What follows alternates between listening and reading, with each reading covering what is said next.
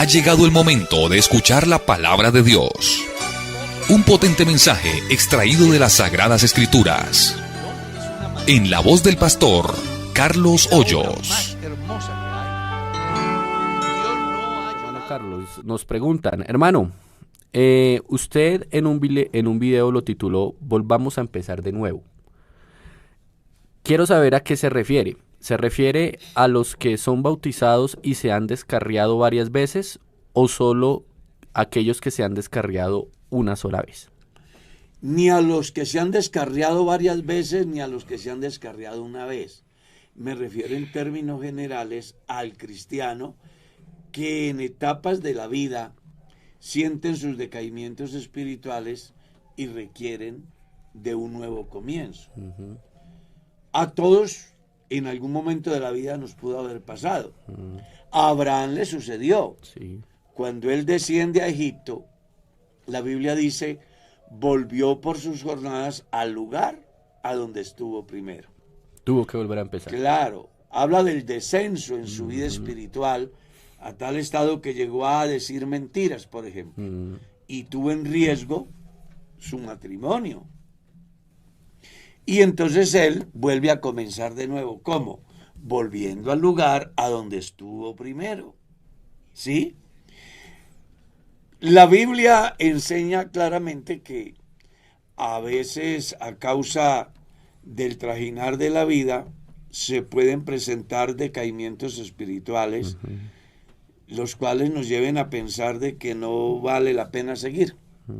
Pero viene el mensaje de Dios que nos dice que tenemos que comenzar, claro, como comenzó Abraham, como se le hace la convocatoria a los israelitas en el capítulo 6, verso 16 del profeta Jeremías, como se hace la convocatoria a la iglesia de Éfeso, ¿ya? Que siendo iglesia, pues el Señor la convoca a que comience, porque las cosas no van bien. Recuerde que hay una enseñanza muy importante en el Evangelio del hombre que recibe a Dios, es libre de todo, pero se descuida.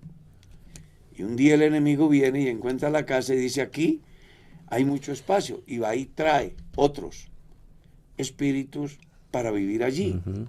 Entonces, cuando la persona está en ese estado de decadencia, que no ha caído en la práctica del pecado, pero que está en un hilito tan delgado, ahí es donde yo pues hago el comentario acerca de que hay que volver a comenzar.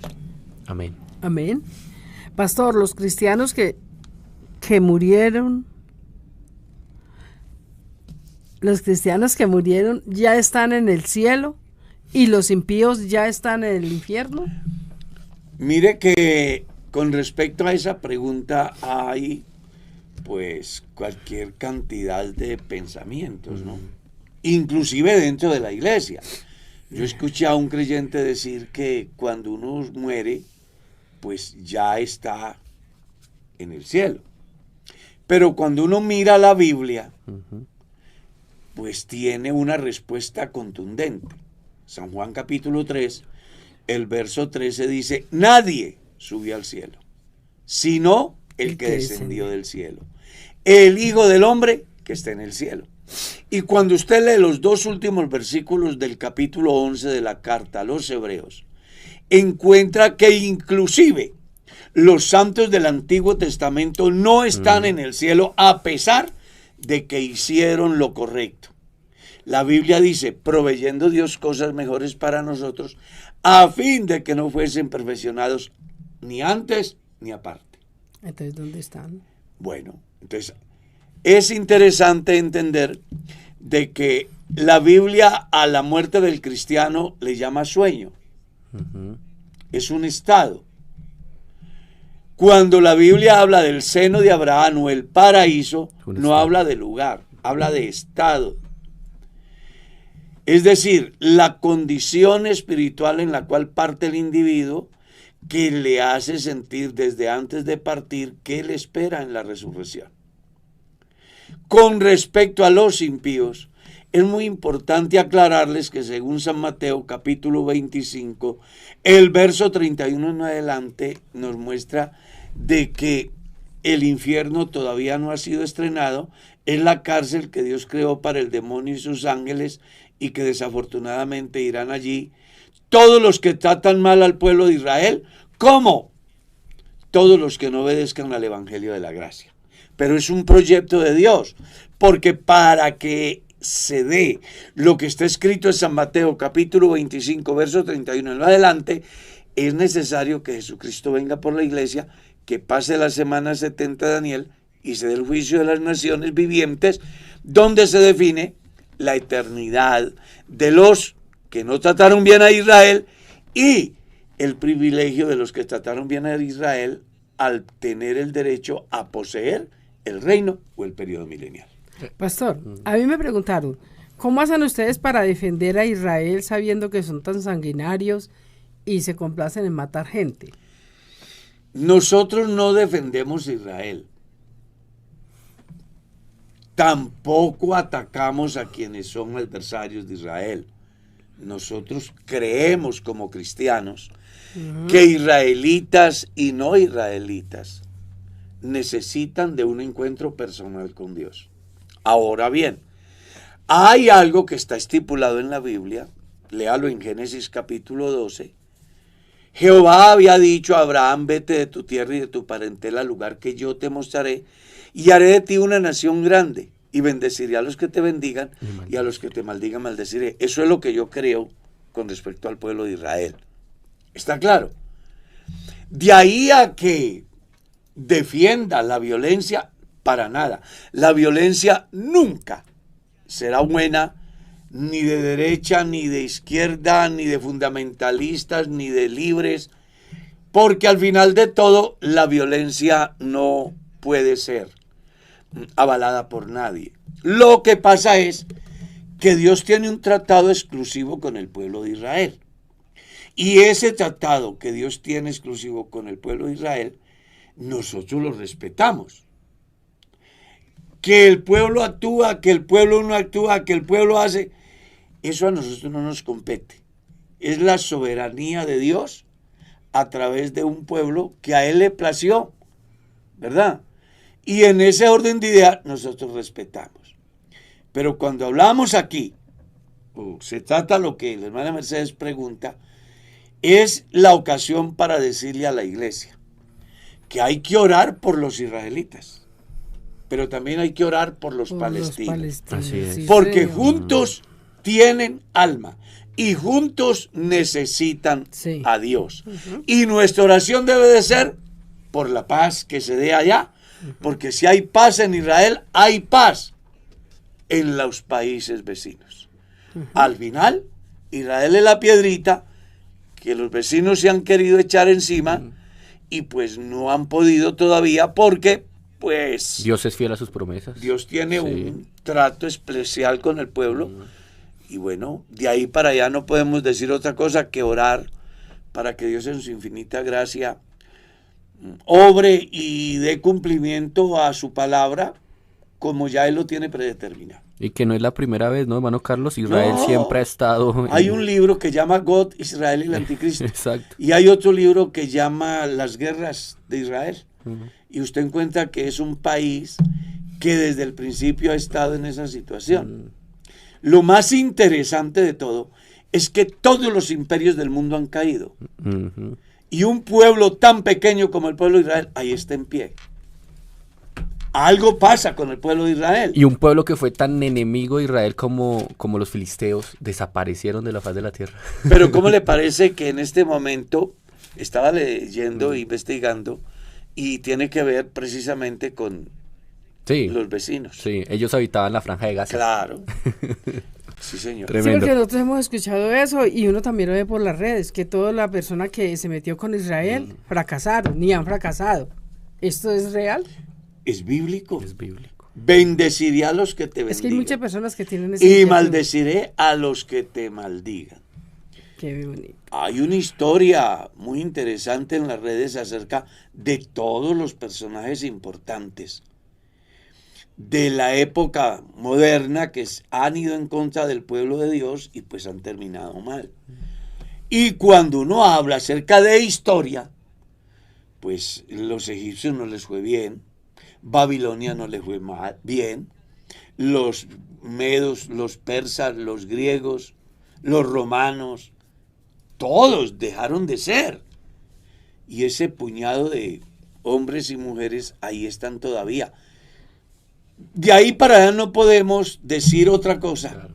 sino que sean los unos y los otros, pues nuestro deber es orar para que Dios en su infinita se gracia los escuche. bendiga. Y así como pudo haber sido Israel, pudo haber sido otra nación, Por pero ejemplo. Dios escogió a Israel. Ya, Él es soberano. Exacto. Él es soberano. Así es, hermano Carlos. Nos preguntan, hermano Carlos, su postura es que Dios murió en la cruz en su condición humana. Entonces mi pregunta es, ¿Él resucitó como hombre o como Dios? Jesús murió como hombre y resucita a diferencia de los demás mortales, porque ahí es donde está lo que la gente de pronto le genera confusión. Sé que ha producido una reacción esa enseñanza, ¿no? Sí, se está moviendo mucho por las redes, están haciendo cuadros comparativos. ¿Cuál enseñanza? Pues que yo di una enseñanza en la iglesia acerca de que Dios murió en la cruz. Entonces, hay una corriente que dice que no, que Que porque sí. Dios no muere. Exacto. Pero es murió porque, lo pero que es, podía morir de claro, él, la sí, humanidad. pero es una, ¿cómo te dijera yo? Es descontextualizar la enseñanza, porque yo no estoy diciendo que Dios en su deidad murió, Es más, o en su esencia. usted en su enseñanza lo aclara. Yo explico, de Dios murió lo que podía morir. Ujú, ¿Qué podía morir? Su humanidad. claro. Ahora, cuando no pensamos que eso es así, Mm, entonces le estamos dando lugar a los dualistas, donde ellos creen que Jesús es uno y Dios es otro. ujú. Pero cuando uno mira la Biblia, entonces se encuentra. Llamará su nombre Emanuel, refiriéndose a Jesús, que traducido es Dios con nosotros. Según ese texto, ¿quién es Jesús? Dios Dios con con nosotros. nosotros. Si lee Romanos 9:5, de quienes son los patriarcas y de los cuales según la carne vino Cristo, el cual es Dios. Dios sobre todas las cosas, bendito por los siglos de los siglos. Si lees 1 de Juan 5:20, el Hijo ha venido para darnos entendimiento, para conocer al que es verdadero, y estamos en el verdadero, en su Hijo Jesucristo. Este es el verdadero Dios y la vida eterna. Si lees 1 de Timoteo capítulo 3, verso 16, leemos, grande es el misterio de la piedad, Dios fue manifestado en carne. Si lees San Juan 14:7, Jesús dice, si me conocieses a mí, también a mi Padre conocerías, y desde ahora le conocéis y le habéis visto. Luego le dice Felipe, muéstranos al Padre. Él le dice, tanto tiempo que hace que estoy con vosotros y no me habéis visto, no me habéis conocido, no sabéis que yo soy en el Padre y el Padre en mí. Entonces, desde ese punto de vista bíblico, Jesucristo es Dios. ¿Está claro? Amén. Jesucristo es Dios manifestado en carne. Cuando Jesús muere en la cruz, entonces, ¿quién muere en la cruz? ¿Un hombre cualquiera o Dios en su condición humana? Dios en su condición humana. Entonces, eso es lo que yo he enseñado. Ujú. De Dios murió en la cruz La humanidad, la humanidad. lo que podía morir, porque Dios en esencia no muere. El capítulo 2 de la carta a los Hebreos da una enseñanza muy importante. Dice, por cuanto los hijos participaron de carne y sangre, Él también participó. ¿Quién es el que tiene hijos? El El Padre. Padre. Entonces está diciendo, palabras más, palabras menos. Por cuanto los hijos participaron de carne y sangre, el Padre participa de lo mismo, con un fin. ¿Cuál?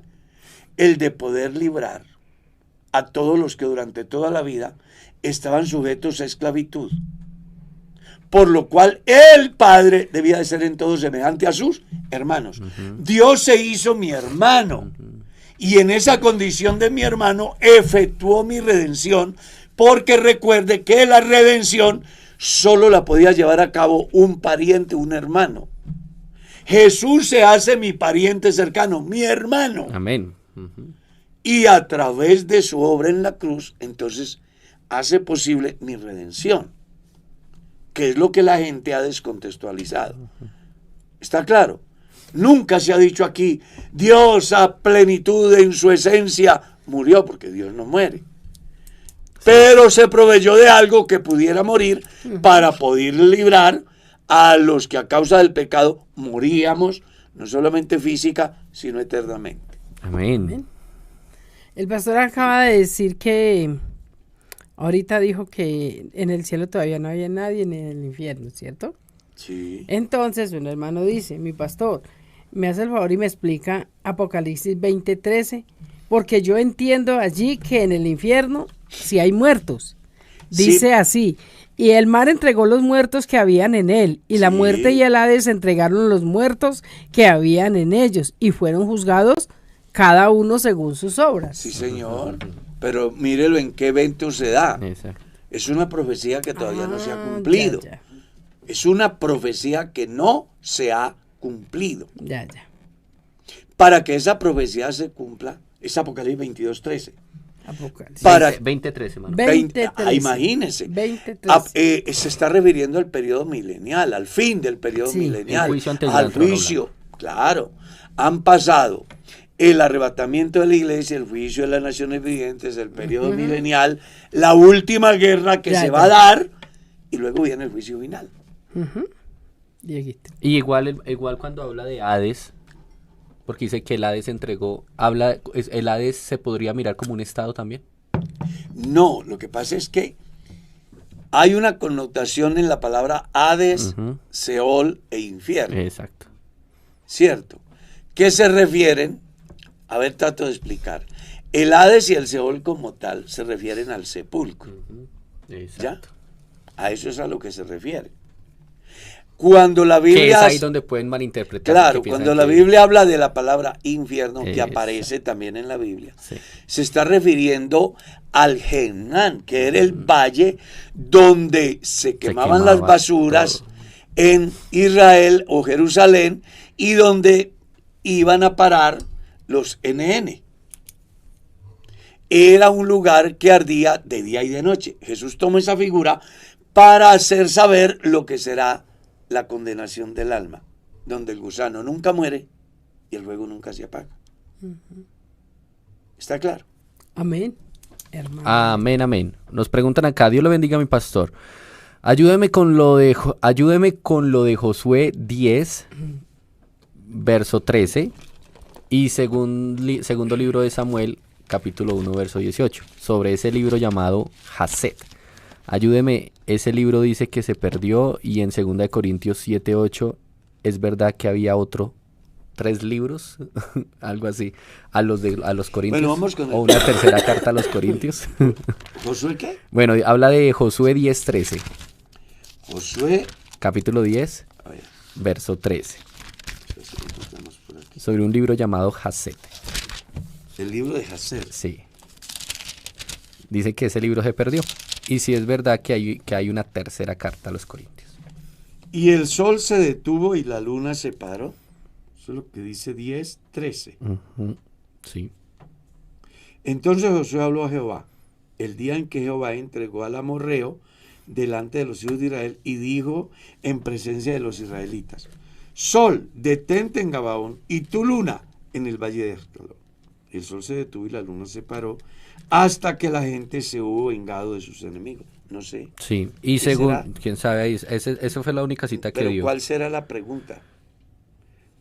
Dice, sobre ese libro llamado Haset. Pero es que ahí no aparece. Sí.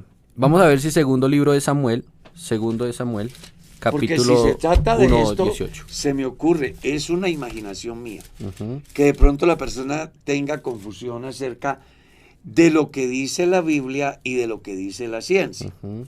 Porque la ciencia dice que la Tierra gira. Según este pasaje, la Tierra no gira. Ujú. Entonces viene la discusión. La Biblia contradice la ciencia o la ciencia contradice la Biblia. Y es por causa de que la mala lectura, en el tiempo que se dan las cosas, pues la gente relaciona y genera confusión. ¿Ya?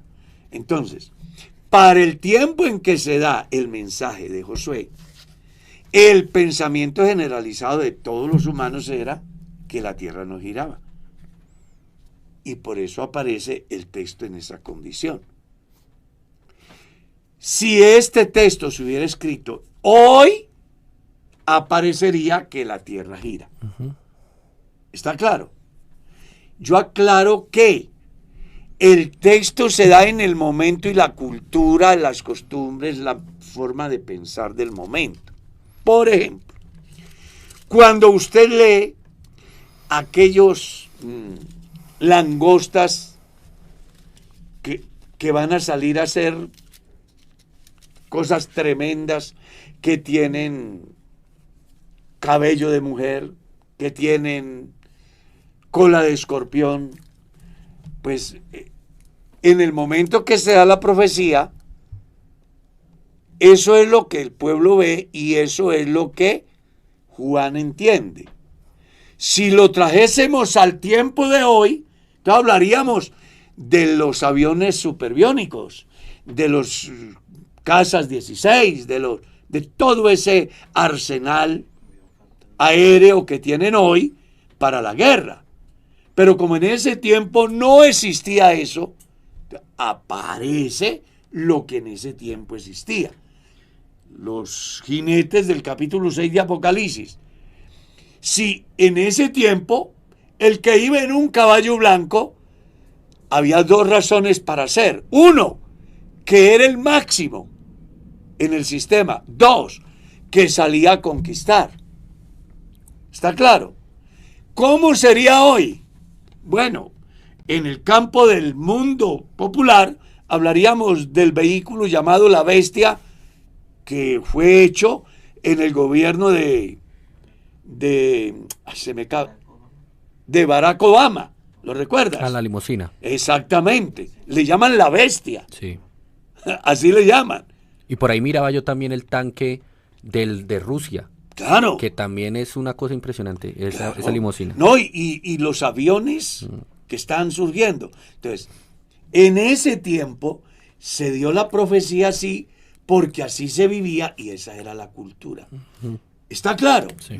Ahora, todo esto lo que a mí más me llama la atención es la grandeza de Dios y la humildad de Dios, que se baja hasta la cultura, el tiempo del momento, para dar a entender y darse a entender de los humanos en el lenguaje que los humanos entienden. Imagínense que Dios le hubiera mostrado a Juan todo eso que está pasando. Juan queda loco. Claro. No, imagínense.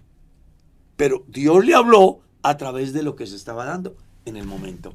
Yo creo que eso merece no un aplauso, sino aplausos por la eternidad al Dios que, no teniendo necesidad de llegar hasta allá tiempo en razón a lo que le rodea, oiga, es demasiada la misericordia de Dios. Sí, son tres preguntas en una, mano Carlos. Primero, que le explicara ese Josué 10:13. Ahora que le explique segundo de Samuel 1:18, que sí habla de Jased. Dice, Segundo de Samuel. Segundo libro de Samuel, capítulo 1, verso 18. Dice, y dijo que debía enseñarse a los hijos de Judá. He aquí que está escrito en el libro de Jased. Dicen que este libro se perdió, ¿es cierto? Bueno, la mejor manera de darle la respuesta al hermano es que en el Nuevo Testamento no aparece ni a Jesús ni a los discípulos hablando acerca de ello. Uno lee en el Nuevo Testamento que Jesús hizo alusión al profeta Jeremías, a Isaías, ¿cierto? Sí. Hizo alusión a Abraham, a Isaac, a Jacob. No hizo alusión a Jased. ¿Por qué no lo hizo? Seguramente pudo ser una joya literaria para su tiempo, mas no algo que tuviese una connotación mayúscula en relación al propósito salvífico de Dios para el periodo del Nuevo Testamento. No solamente ese libro. Judas habla del libro de Enoc. ¿Ya? Que luego, tiempo después, algunos vivos toman la imagen de Enoc para hacer un libro que realmente es fantástico. Me refiero fantástico en el buen término de la palabra, pura fantasía. Sí. ¿Que existió el libro de Enoc? Sí. Judas habla de él.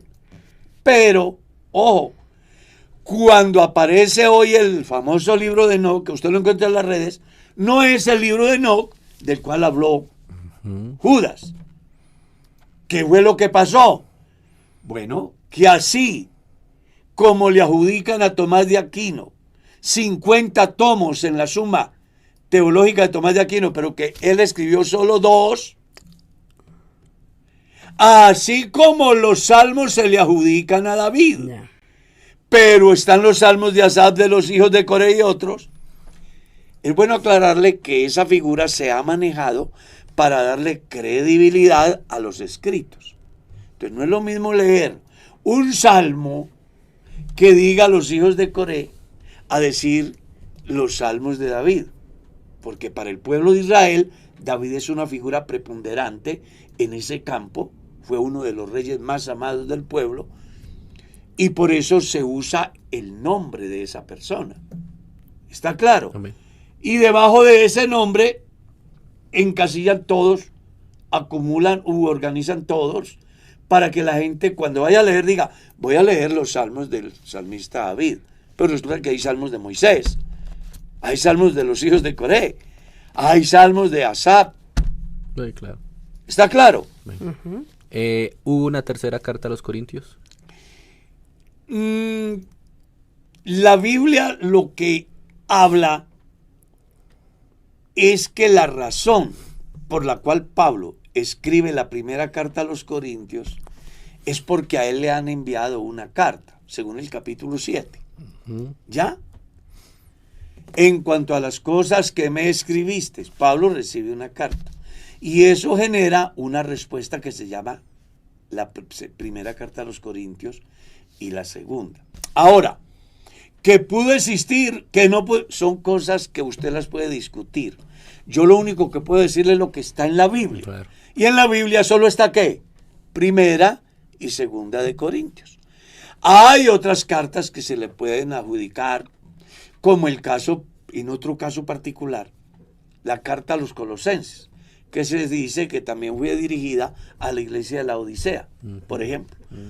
Pero yo no puedo decir que es así, porque lo que yo sí puedo decir con seguridad es que Pablo escribió a los Colosenses y el ángel o Dios le hace un llamado de atención a la iglesia de la Odisea a través del ángel, que es el pastor de la iglesia.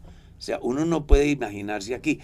Si vamos a hablar de conjeturas, pues yo leí sobre los apócrifos de una Biblia en el Oriente que tiene 1200 libros, donde está la Asunción de María, el Evangelio de José, el Apocalipsis de Pedro, los Hechos de Bernabé, y un Pastor, ¿y sinnúmero. cómo hacen las personas para saber que en la Biblia hay libros inspirados por Dios y otros que no? ¿Cómo hacen para saber ello? Los padres de la iglesia, haciendo un análisis profundo, descartaron los apócrifos, dándole prelación a la Biblia que hoy tenemos. Y hay un caso que es muy diciente que aparece en el capítulo 1 del libro de Lucas, puesto que muchos han intentado poner en orden las cosas que entre nosotros fueron ciertísimas. Dice él, me ha parecido bien a mí ponerme a investigar con quiénes, con los que estuvieron con él, con los apóstoles, acerca de las cosas que Jesús hizo, para escribírtela en orden, oh excelentísimo Teófilo, a fin de que seas afianzado en la verdad. Cristo muere y resucita. Surgen cualquier cantidad de escritores dando un punto de vista de la vida de Jesús. Entre ellos aparecen, por ejemplo, Jesús tuvo amores con la Magdalena en la India. La última pasión de Jesús. El nuevo evangelio. Yo tengo esos libros y los he leído. ¿Está claro? Pero ¿qué hacen los padres de la iglesia? Miran todos esos apócrifos y dicen, venga, este dice que Jesús fue un hombre promiscuo, cuando La historia apostólica dice todo lo contrario. Saquémoslo de aquí. ¿Ya? Este dice que Jesús fue un revolucionario. Saquémoslo porque Jesús no vino a hacer una revolución del mismo corte de las revoluciones de hoy. La revolución de Jesús fue basada en el amor y en la esperanza. Entonces, han ido o sacaron todos aquellos libros que planteaban la vida de Jesús de una manera materialista, violenta, política, filosófica, yo qué sé, y seleccionaron los libros que manejan un orden cristocéntrico enfocado en lo que Lucas investiga en la vida de Pedro. Pedro, vení, contame cómo eso de la transfiguración. María, es que hay mucha discusión. Dicen que Jesús es hijo de fornicación, pero usted, que es la fuente fideligna, dígame cómo fue el nacimiento de Jesús, cómo fue la concepción. Entonces, él hace eso. Una investigación. Exactamente.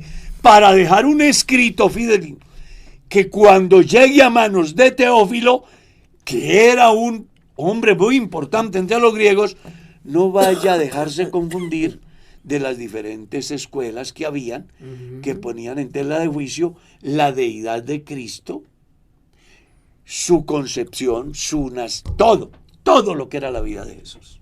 Y así como hoy podemos leer muchas cosas en los evangelios y en las cartas y en muchas partes de la Biblia, hay cosas que no quedaron escritas. No, pues Juan 20 se lo dice. Exacto, muchísimas. Jesús hizo además muchas otras cosas que dice el escritor. Pienso que si se hubiesen escrito una por una, los libros no cabrían en el mundo.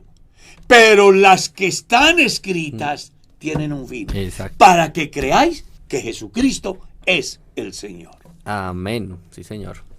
Para Mercedes. No sabía ni cuál sacar. Uno se emociona aquí. Mira, hay un hermano que está confundido, pastor. Por eso yo en este momento, pues, el hermano Carlos siempre ha dicho que los pastores deben de ir muy bien asesorados porque informados, los creyentes creen mucho lo que el pastor les dice. Entonces es muy delicado eso. Hay un hermano que está confundido porque le dijeron que no podía orar en voz alta.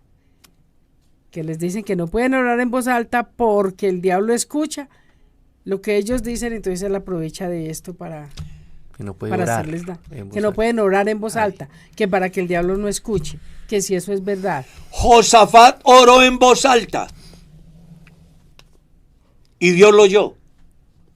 ¿Cómo oró Jonás en el vientre de la ballena?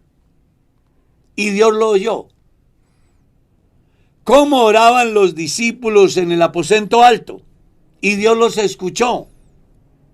La oración del capítulo 4 del libro de los Hechos, ¿la ha leído? Ellos oraron con tanta intensidad que sucedió de nuevo lo que había sucedido el día de Pentecostés. Aquí el asunto no es si la voz es audible o no. Es la condición del individuo. La condición. Yo he orado a Dios a gritos y Dios me ha escuchado. Y he orado en silencio y Dios me ha escuchado. Lo que pasa es que los cristianos creen cualquier bobada y no creen a la palabra de Dios. Hay mucho esclavo dentro del cristianismo. Jesús dijo, conoceréis la verdad y la verdad os hará libre. Y la gente vive creyendo lo que cualquiera diga. Y por perdonen eso, si de pronto se me va la mano. Incluyendo nosotros los pastores. Exacto. Entonces ahí tenemos que hacer una reflexión. ¿Vamos a creer como dice el líder de turno? ¿O vamos a creer como dice la Escritura? La mejor manera de usted no equivocarse es creyendo como dice la Escritura. Crea así. Y no esperando siempre Y no esperando que le controlen su cerebro, que se lo manipulen con argumentos que lo único que hacen es generar más esclavitud en los individuos. No. Todo el que depende del pensamiento de otro es un esclavo. El único pensamiento del cual los cristianos debemos de depender es del pensamiento de Dios que se encuentra registrado en las Sagradas Escrituras. En el primer siglo, Hubo creyentes que pensaban y creían y actuaban acorde a lo que decían aquí y allá. ¿Y sabe qué escribe Pedro? Tenemos la palabra profética más segura. Más segura. O sea, dejen de creer cuentos. Crean a la palabra. Amén, amén. El llamado es a que creamos a la palabra. Volvamos a la palabra. Hombre, hay tantas cosas que se pudieron solucionar y que muchos cristianos pudieron evitar y que muchas iglesias se pudieron evitar. Si desde el que predica hasta el que escucha hubiesen creído como dice la Escritura. Amén. Pero eso de que, no hermano, es que Dios me mostró. Y uno va a mirar y la Biblia no avala eso. Pero él dice que Dios le mostró. Así no funciona esto de la gracia, de la fe, del conocimiento. Eso no funciona así. Eso funcionan los que viven interesados en muchas cosas diferentes a la esencia de las Sagradas Escrituras. Amén. Amén. Dicen acá, pastor, en los colegios por estas fechas realizan fiestas de folclore, danzas, etcétera. El colegio indica que los estudiantes deben asistir, se me corrió ya, deben asistir con los padres a estas actividades obligatoriamente para dar una nota. ¿Está bien como cristianos asistir a estos eventos? ¿Está bien usar sombreros, rabo de gallo para asistir, disfrazarse? Y si no está bien, ¿cómo actuar como padres ante las directivas de los colegios? Pues esa pregunta me encanta. Porque mis dos hijas mayores estudiaron con monjas. Imagínese. Lo que pasa es que nosotros tenemos que ser cristianos aquí, en la universidad, en el colegio, donde estemos. Lo primero que yo le dije a Sor Amparo cuando fui a matricular a mis hijas, que no había otro colegio donde ubicarlas, le dije, yo vengo a que mis hijas estudien acá, pero de una vez les hago saber que nosotros no creemos como ustedes. Por tal motivo, le pido que no le enseñen religión a mis hijas. Señor, ¿y cómo hacemos para dar la nota de religión? Bueno, la iglesia tiene un departamento de educación cristiana. El departamento de educación cristiana les pide las notas. Cada que ustedes las requieran, pídanos las notas que el departamento de educación cristiana de la Iglesia Pentecostal Unida de Colombia las da. Tuve la oportunidad de dejar eso establecido en más de 5 instituciones en diferentes lugares. El problema aquí va es porque nosotros queremos ser cristianos sin que el mundo se dé cuenta lo que son nuestros valores. Un día le exigieron a mi hija, a María del Pilar, que tenía que participar de danza, de baile, no sé qué, para ganar la nota de artística, creo que es que llamo, no sé qué basura es esa. Y recuerdo que yo fui hasta el colegio. Y le dije, vea, señor profesor, para ese tiempo yo también era docente de un instituto de educación superior. Y le dije, yo también soy docente. Y a nadie se le obliga a hacer lo que va en contravía de sus valores. Nosotros somos cristianos. No, pero es que necesito que baile porque eso es la nota y sin eso no sé qué. Le dije, no señor, más bien le doy alternativas. Colóquele a estudiar el origen de la música. ¿Qué pasó con el primer genio del arpa? De la historia en el campo sacrosanto. Pues logré persuadirlo, le ha colocado una tarea y yo de regalo le he enviado un CD de música cristiana de folclore colombiano. Es que hay tanto por decir ahí. Una niña viene y me dice, pastor, Dios me dio un empleo, pero ¿dónde voy a trabajar? Me exigieron maquillaje, aritos, blue jean, no sé qué. Y yo necesito el empleo, pero me siento mal. Le digo, no, ¿ya le dieron el empleo? Sí, ya, puedo entrar a trabajar. Vaya y dígale a su jefe que usted es cristiana, que usted solo trabaja de lunes a sábado porque usted necesita vida devocional. Y que usted no puede vestirse como él le exige porque usted es cristiana. Y si no me dan el trabajo, no se preocupe. Dios no se ha muerto ni está enfermo. Ella se ha ido, el jefe le ha dicho, tranquila, saque el domingo para su vida devocional y vístase acorde a como usted se viste.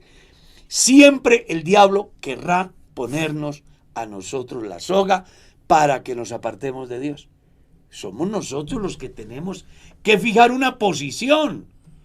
Ay, qué bueno yo halagar al rey y a todos sus comensales comiendo de los sacrificados a los ídolos. No, no vamos a comer. Ay, qué bueno agradar al rey, adorando y haciéndole culto a la imagen. No lo vamos a hacer.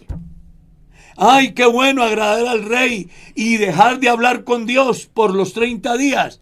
Pues aunque ellos digan, yo no lo voy a hacer. ¿Por qué? Pues nosotros estamos aquí, pero no somos de aquí. Amén. El problema del cristianismo es que nos falta carácter para fijar una postura.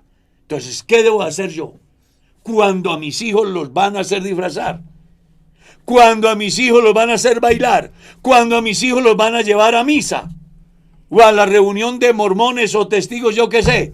Usted tiene derechos. Colombia es un país laico. Aquí nadie puede ser discriminado, ni obligado a hacer lo que no quiere. Usted lo que tiene que decirle a su tutor, a su rector, a su coordinador, a sus profesores: profe, vea, valoro mucho la educación de mis hijos, todo lo que ustedes hacen por ellos. Pero, con respecto a esa temática, mis hijos no van a participar. ¿Por qué no van a participar? Porque somos cristianos. Busque otra clase de tarea que él pueda hacer y que no afecte sus valores de fe. Igual, si en aquel tiempo la consecuencia era la muerte, y bueno, se hacía por el carácter que se tenía, hoy en día, como dice hermano Carlos, la ley nos cubre. Claro. Hay algo que se llama objeción de conciencia, querido oyente, que se define como el rechazo a realizar un procedimiento o una actividad particular porque es percibida incompatible con los dictados morales, religiosos o éticos de la conciencia individual. Es decir, que usted no se siente bien haciendo eso y que entonces la ley lo cubre. Usted sencillamente haga una cartica, mande el documento. A mí me ha tocado también como pastor decir en el colegio donde ha ingresado mi hija que ella no participa en las danzas, que ella no participa en esto, pero que para sacar adelante la nota puede hacerlo de otra manera. Claro. Y el colegio no puede Póngale rechazar. una investigación enfocada en nuestros Es más, valores. si quiere le hago una investigación del origen de lo que escuchan, de lo que bailan, del reggaetón, de lo que bailan y se Vea, van a dar cuenta. le voy a contar. Es que esto es muy importante porque nos da posibilidad. Claro. Cuando yo estaba haciendo el doctorado en filosofía, el decano, Monseñor, me ha colocado una tarea acerca de la Eucaristía. Eso. De una vez yo le envié un comunicado. Señor decano, lamento decirle que yo no lo hago porque soy cristiano. Sí. Soy cristiano. Dígame otra cosa, ¿y qué creen? Nosotros creemos lo que tiene que ver con la Santa Cena. Hazte un trabajo acerca de eso. Pues le he organizado un libro acerca de lo que representa la Santa Cena para la iglesia. Claro. Entonces muchas veces, perdonen la palabra, el diablo le mete los dedos a uno a la boca. Sí, exacto. Usted no se deje Ese es engañar. el problema más grande que tenemos hoy en día, pastor, que a todos nos ha metido el dedo a la boca el diablo, porque hoy en día, por ejemplo, no. Pues a mí ha querido metérmelo, pero todavía no. Los cristianos no, lo que digan en la empresa, lo que digan en la No. fábrica, así, todo, Sí, todo, ¿no? sí. Que es obligación venir a la reunión porque hoy es el día empresarial y hay Muy baile, delicado. hay bebida, hay Muy de delicado, todo. muy delicado. No, tenga carácter. Aplique lo que le Sí. digo. Viva la vida cristiana. Muy delicado Aclaro, eso. si es cristiano. Si usted no es cristiano, usted puede vivir como quiera. Si uno se pregunta, ¿qué hace un cristiano en misa? Oiga, pastor, es que a mí me preguntaron eso. ¿Qué hace un Me cristiano dijeron, en la iglesia ustedes como católica? cristianos, una predicadora de su iglesia fue a un sepelio y dijo, pues yo no voy a hacer nada ya. Y yo le dije, ¿usted no le dio miedo que le cayeran todos esos ídolos de encima? Digo, no, yo fui a acompañar a la gente y yo no sería capaz de entrar a un lugar de eso. Yo no. Entonces, Puede que alguien lo llame por eso fanatismo. digo que el diablo, a muchos cristianos nos metió el dedo a la boca. Claro. Y nos Pero vamos- qué bueno que la gente entienda que somos cristianos. Sí, entonces paguemos el precio de ser cristiano. Exacto. Si mi hijo pierde el año por una materia, No lo pierde. no, es un ejemplo. Ujú. Prefiero que lo pierda Sí, claro, Yo prefiero, y no Claro. que traicione sus valores. claro. ¿Ya? Nos vendemos ante esas cosas, no. Estaba con un compañero, llega su niña, papá, me exigen una tarea en religión para pasar el año. ¿Qué le exigen? Que lleve el cuadro de la Virgen. ¿Cuánto vale? 10.000. Téngalo, mija, vaya a comer. No, que pierde el año. Oiga, qué Claro. cosa. ¿Dónde está el carácter cristiano? Yo y mi casa serviremos a Amén. Jehová. Así es. Hablemos con respeto, con educación, pero hagamos valer nuestros derechos. ¿Estamos? Sigamos. Amén, amén. Oiga, pastor, hermano Carlos. Disculpe, es que uno aquí se emociona, No, hermano. no, si no me dice no me doy cuenta. Quiero saber por qué un hermano le propone matrimonio a una hermana. Cayó en pecado. La embarazó, pero luego se fue y se casó con otra. Pues no sé. Bueno, es muy complicada esa pregunta, ¿verdad? Porque yo qué voy a saber ahí. ¿Por qué le pide o por qué no le pide? No, ahí están es cuestionando que sea un creyente de la iglesia bueno. que haga eso. Mm. Es lo que veo. Bueno, lo primero, quien hace eso no es un cristiano. No es cristiano, exacto. Los cristianos tan pronto deciden asumir un compromiso con alguien con un fin tan sagrado como es el matrimonio, se ajenan por completo a las demás o a los demás y cumplen ese debido proceso hasta llegar al fin de lo que debe de ser un noviazgo, su matrimonio.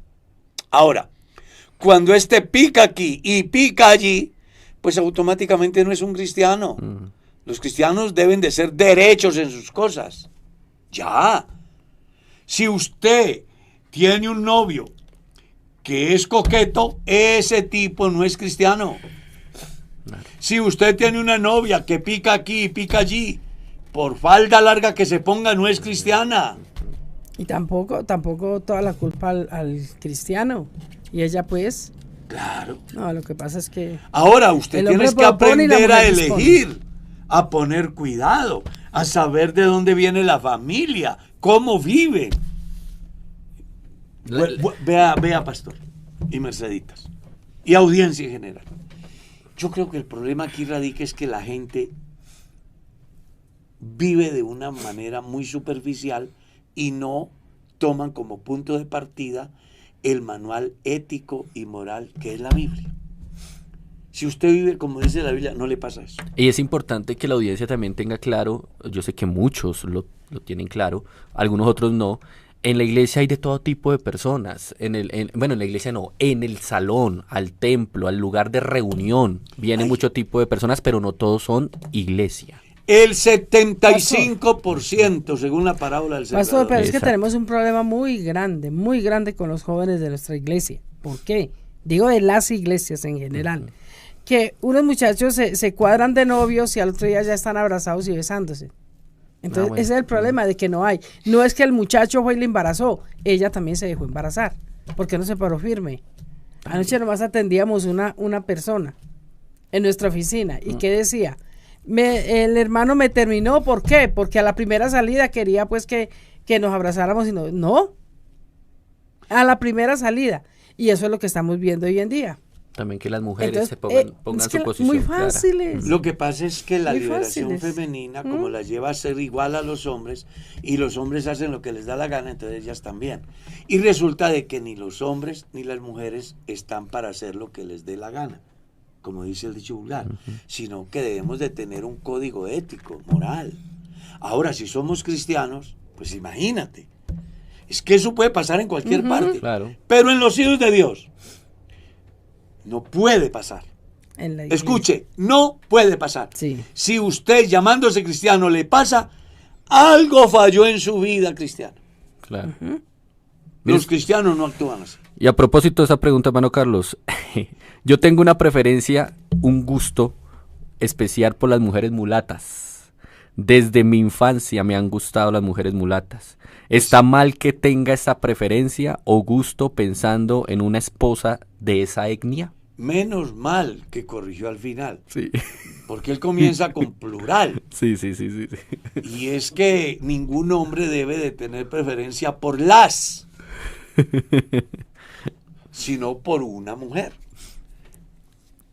Puede ser mulata, puede ser afro, puede ser de donde sea. Usted es un varón, tiene derecho, ponga cuidado. Acá lo importante es que le guste a la Eso mujer. sí, que mañana no se queje, porque Dios le da para que escoja. Claro. Y si usted escoge a alguien con esas características, pues debe saber que es para toda la vida. Para toda la vida. Es para toda la vida.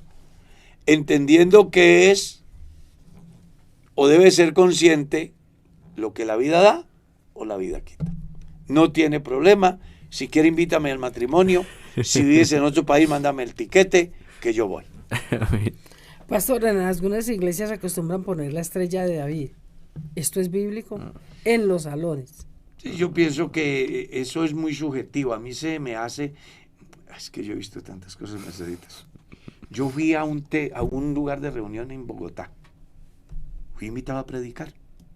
Y me llamó la atención que en todo el centro de lo que llaman altar estaba la imagen de uno de los próceres de la fe en Colombia. Uy. Entonces yo le dije al pastor, ¿por qué no le prendes velitas? Lo único que le hace falta es que le prenda velas. La Biblia dice que no debemos hacernos ni imagen ni semejanza de nada de lo que hay en el cielo, ni en la tierra, ni en las aguas debajo de la tierra. La estrella de David es una figura que ellos han tomado, hablo del pueblo israelita, en razón a lo que representa David para ellos. Pero David para el cristiano, aparte de ser un gran compositor, un gran salmista, no representa nada. ¿Ya? Sé que alguien va a decir, uy, no, el pastor está... Pero es verdad. Claro. Es más, la Biblia dice que el sepulcro de David está hasta el día de hoy lleno.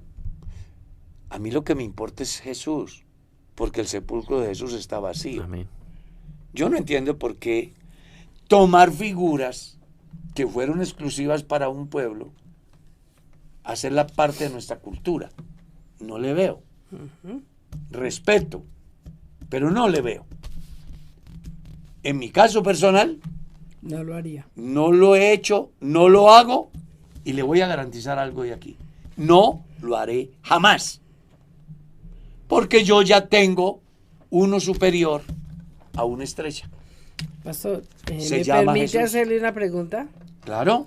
Que me han dicho, porque me dijeron a mí en el salón, ¿por qué el hermano Carlos es tan fanático? Es que el hermano Carlos es demasiado.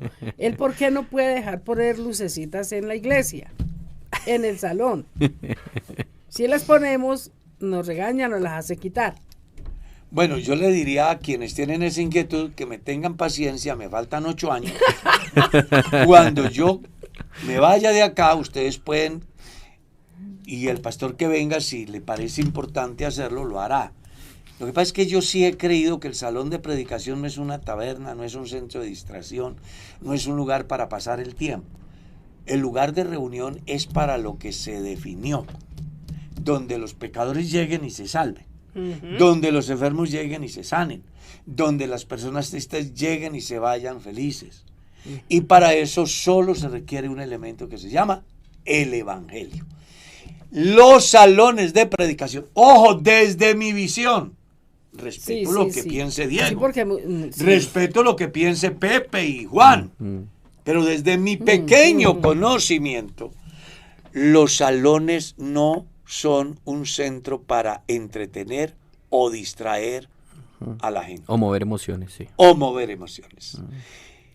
Los lugares de predicación es para predicar el Evangelio. A veces a nosotros nos pasa lo que le pasó al pueblo israelita con el templo, que lo volvieron una plaza de mercado. Imagínense que tenían hasta mesas de cambistas. ¿Ves? Oficinas ahí en el salón. Vengo de Noruega. Quiero cambiar esta moneda. Y ahí se la cambiaban. Vengo de Camerún. Y ahí le cambié. Eso es una mercadería. Había negocios hasta de palomas. Como tú no puedes traer el buey, yo te vendo la paloma. Jesús llegó y dijo, mi casa es casa de oración. Lo sacó al látigo, ¿y qué dice la Biblia al final? Vinieron los enfermos y los pecadores y los sanó. Para eso es el lugar de predicación. No es para lucecitas verdes y amarillas y salones negros, y rojas, oscuros. No. Aquí no hay que entretener a nadie. A la gente hay que predicarles el evangelio. Si creen al evangelio, aleluya. Y si no creen al evangelio, pues no podemos obligar. Creerán. Claro, esa es. Diego. Pero le tengo una noticia. El tiempo se fue. Se nos Ay, acabó. son las 7. Fue el tiempo, hermano Carlitos. Pero no se preocupe que el próximo lunes estamos acá. Claro, hay muchas preguntas, pero tranquilo que acá nosotros anotamos, las tenemos pendientes. ¿No tiene Ahora, ahí? en caso de que no encuentre la respuesta en el momento que usted le envió, pues vale enviar. Sí. Que aquí tratamos Bueno, de pero ser espere, muy pastor, sinceros. hágame el favor y responde esta porque yo sé que usted la responde pam, pam, vino, vino. En un Hay momentico. un muchacho que dice, Dios le bendiga, hermano. Cuando alguien está en un noviazgo cristiano y se proyecta un matrimonio, pero de un momento a otro la persona le dice que no quiere nada, que no se siente preparado y solamente le ofrece una amistad. ¿Será que vale la pena seguir luchando por esa relación? Pues, si a mí me dicen que no, Ahí no hay nada. ahí no hay nada. No hay nada. Y dele gracias a Dios que le dijeron que no antes de casarse. Sí. Porque qué tal que le digan que no después de casado. Entonces le Entonces- dijeron no, pare. Ya. Dice el hermano Carlos Hoyos, el amor no se mendiga. El amor no se mendiga. Y si es un varón, se dice por ahí que hay muchas mujeres con el alma Y si buena. es una hembra, Se le dice que hay muchos eso sí. varones con corazón Aquí bueno. está la hermana Porque defendiendo a las no mujeres. todas las mujeres son malas, ni todos los hombres son malos. Hay hombres muy nobles, hay mujeres muy nobles. Hay hombres que son santos de Dios, hay mujeres que son santas de Dios. El problema va a radicar es en su visión. Amén. ¿Y qué es lo que quiere?